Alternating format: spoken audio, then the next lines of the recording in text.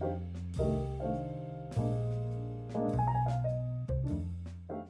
name is Stephanie Rogers, and I am the Artistic and Executive Director of the Anderson Center at Tower View. And today I am happy to be talking with AnnMarie Rose, a local artist. AnnMarie, could you please tell us about your artistic medium and how long you've made art a focus of your life? My artistic medium is photography, in particular the altered image. Certainly that isn't how it first started out, but it was about 1972 when I realized that photography was going to be my life's work. Great. And for people who don't have a strong background in photography, could you talk a little bit about what you mean by the altered image? Once you were able to go beyond maybe just double exposures when you were printing photographs, and you were able to use computers to combine images, to alter them, I became very interested in that process. And I had an amazing opportunity to do this really early on, before Mac's, PCs, and Photoshop. And so I sort of headed in that direction. That sounds really interesting. I would like to hear more about your early opportunity and those very first days of using computers to alter photographs. Well, as I said, I had been a photographer in more of a classical sense since the early 70s. One issue being, how do you make a living at doing that? I was always, from the second roll of film I took, knew that it was not going to be wedding photography or portrait photography. I don't have that kind of personality or ability, but it was definitely in the realm of art. And but how do you make a living doing that? I became a photographer really in Japan, and then I moved to Europe, and then I came back to my hometown in Minneapolis, and really started to realize that I just had to 100% give my all to photography. And how am I going to make a living doing this? And the advice, what I decided I would look at things that were related to photography. And what was related to photography was the print world, as in the printing industry. And at that time, the printing industry in Minnesota was very strong. And I went back to school and learned, got a technical degree in graphic arts as well as color separation. And the printing industry was already involved with the manipulated image. They're the ones that, I'm afraid, made offensive ads, thinned women down, those kind of activities. And, but they had the computers called pagination systems that were involved. And then drum scanners. They took up huge amount of space, but they were the early scanners. I went back to school to learn that because it was related to photography. And then after I finished school, I was actually hired to teach color separation. And I had fallen in love with this subject immensely. It's really fascinating.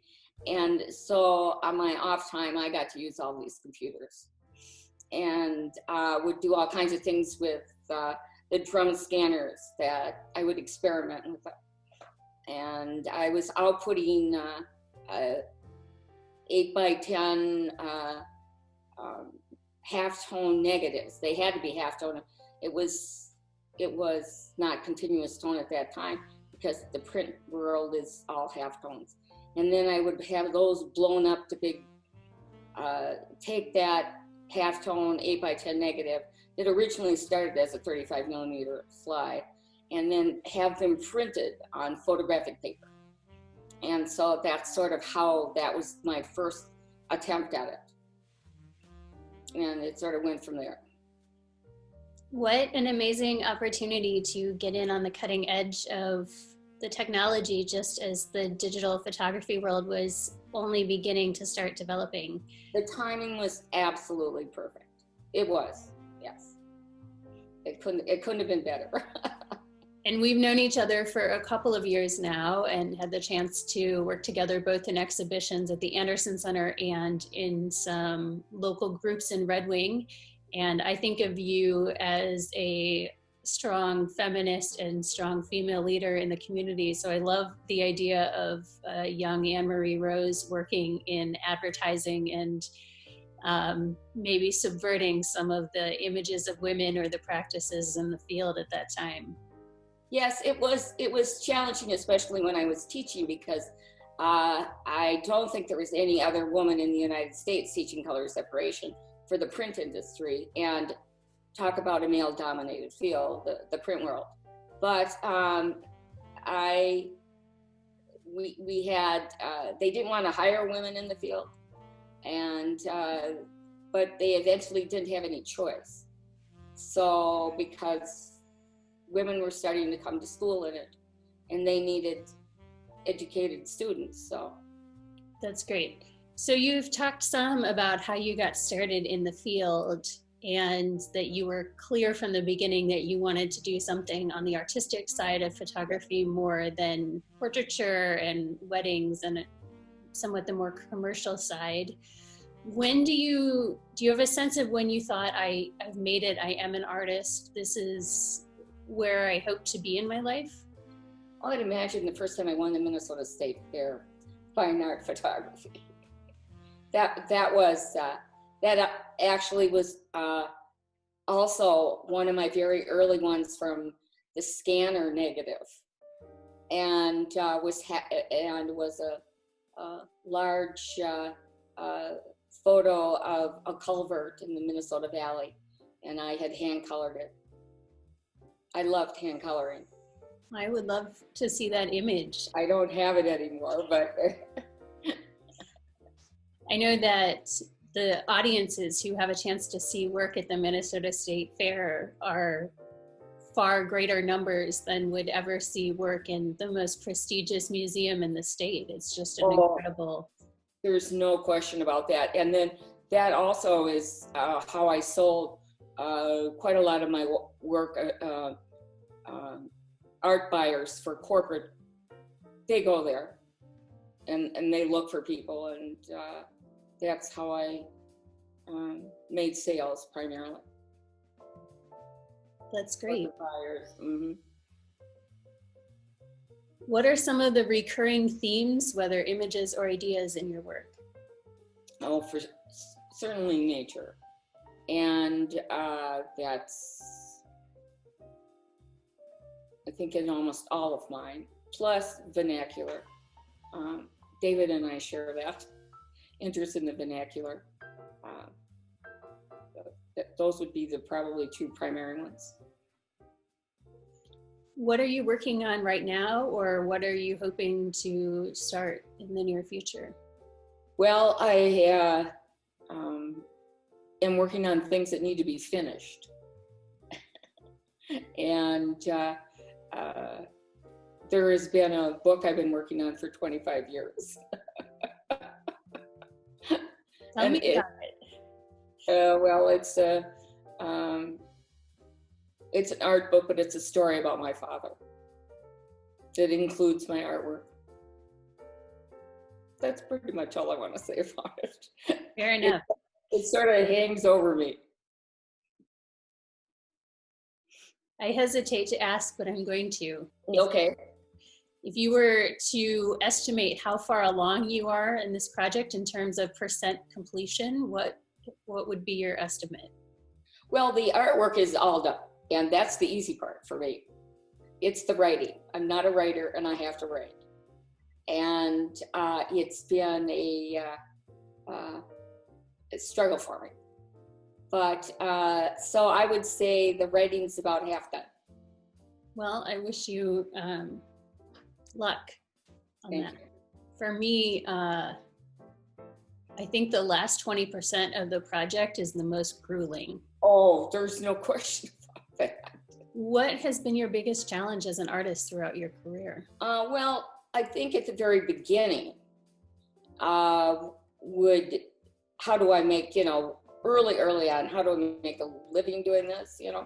How do I find something that I can do with photography that is related, and I found that. But I think as just in the art world itself would be gender, being a woman in the photo world would probably be one that you're pretty aware of. It certainly in my generation, yes, it's predominantly men. I can see that, and I know other women who've had similar experiences in your generation and in the generations that followed. Yes. Has your artistic practice changed at all in response to the coronavirus pandemic? I have just a underlying worry that's going on. It's like I don't have a low grade temperature. I have a low grade worry, and that seems to be influencing my creativity. But I'm just trying to get past that, and so I'm just sort of forcing myself to do things artistically, and we'll see where that goes if that works. That is so relatable. What are some reliable sources of inspiration for you as an artist? I would say that besides just being outside, travel. And I have been doing, for the last couple of years, a series of postcards I send myself on all kinds of, any kind of journey I take through Snapshot postcard. So when we were in Australia, I think I sent myself like 150 postcards and kept a diary and journal on that. My frustration is I think the quality of them are starting to decline. So I'm gonna either have to find another source to print them as you travel or do something else. Could you talk a little bit more about how your travels in Japan influenced your work? Yes, that is actually where it was, again, around about 1972. I was in Japan. I had friends that were living there, and I was living in LA, but had the opportunity to go over to Japan quite often and spend some extended time there. And though they were academics in at Sophia University, the husband was teaching philosophy. They also were filmmakers and really encouraged me to take up photography. And so the dollar was really strong, and I could buy a really great camera system when I was over there and did. And the second roll of film, I said, this is what I'm doing for the rest of my life. But the one thing that really influenced me was the Buddhist culture. And because of where they were able to meet some very famous Zen Buddhist artists. One being the archery instructor, sensei, the archery sensei, who taught the Crown Prince of Japan. And I got to be in his studio and watch him and meet him, as well as the teacher of Zen flower arranging for the Emperor of Japan. And so that influenced me, just the art and flow of Buddhist art had a huge influence. Obviously, the nature was part of it. I was young, I was in my 20s, and it was something that was so far from what I was raised around that it really made me think. That sounds very cool, and you and I will have to talk more about that at some point. Okay. What advice would you give to an aspiring artist? Well, I think that being an artist is sometimes more of something, it's not exactly a choice. It's something that, a passion that's taken over you, and that you just have to go with that. You have to work at it. It's difficult. You have to deal with things like, how do I make a living? But it's something you just don't stop. You have to keep pushing yourself, and I think that's when you know that maybe you are an artist. You just have to keep doing it, and that don't give up, and don't let people try to interfere with it by saying, well, that's not art, or that couldn't be art because you do this. I heard that enough about if a computer is involved, then it couldn't possibly be art. So just do it. I've heard plenty of that. I think of it as snobbery, wanting to put limitations around what counts as good art or acceptable art, or absolutely, yes. And when we look back on art history, the people who have really stood out are the ones who were doing their own thing and doing things that didn't fit into people's rules or preconceived notions. Yes. Do you have long-term artistic goals that you're working towards? Besides finishing a few projects, no, I'm just going to continue on. I have other interests that are not as deeply rooted as photography that I'm also interested in working on. I do jewelry making, but I consider it more of a serious hobby. And I also like mosaic work, and I haven't done that for a while, and I might get back into that. I just keep making things. I've been, I think early signs is that when I was a child, that's all I really wanted to do was make things. And I had parents, thank goodness, that really encouraged it. So I can relate to all of that. Mm-hmm. Do you think that there's any kind of relationship between your jewelry making and mosaic making and your photography? Does one feed the other, or do they fill different parts of your need to make things? I think that they fill different parts, but I think one of my problems with jewelry making is that I feel less creative. Part of it has to do with that I'm not very skilled with the process. And because of that, I struggle with process, and that means I'm struggling with the creative end of it, because, you know, process is interesting, but it's the creative part that really gets you going. And mosaic work, again, more of a hobby kind of thing. And I'm more comfortable with it because I love working with color, and I'm really comfortable with it. So I think they're somewhat separate, but not. That makes perfect sense to me. Thank you so much, AnnMarie, for sitting down. It's been really fun to talk to you and to learn a bit more about your background, and I'm sure that other people will enjoy hearing about it too. Thank you. Great. Thank you very much. I appreciate this. Can you please tell audiences where they can find you online, whether on a website or on social media accounts? It would be our www.husomandrose.com. Great. Thanks so much for your time. It's great to talk to you as always, AnnMarie. Thank you, Stephanie.